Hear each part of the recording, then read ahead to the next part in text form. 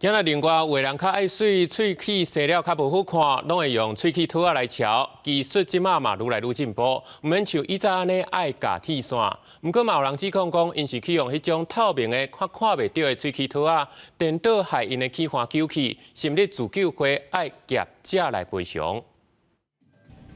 来自新加坡的稳型齿套品牌典雅，透过名称网墙等代言，大量现光营销，也毋过传出有部分消费者使用了后出现状况，像有人的喙齿矫正进前，头前齿好好的，也毋过矫正了后加合出现问题，甚至造成齿环萎缩，加做永久性的伤害。目前已经有200多位受害者成立自救会，要向厂商提告讨赔。已经佩戴大概2年左右的时间，我其实下排的牙齿还陆续在增加，萎缩的颗数。然后竟然出现割舌头，把我舌头割成这样子的状况，牙龈被压到红肿，舌头被割破。自救会成员表示，典雅产品所谓的医材许可证，为服务是药水及核准矫正软体的原料，并不是核准齿套成品。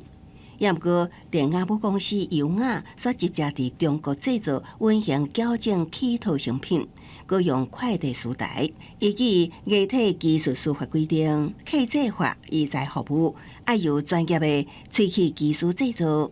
典雅产品亲像违反相关的规定。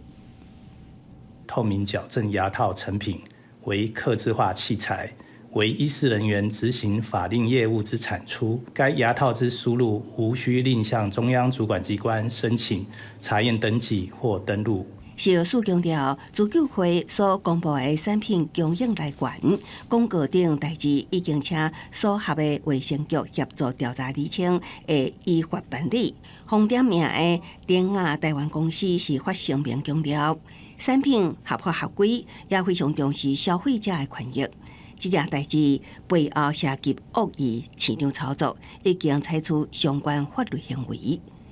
公司新闻采访报道。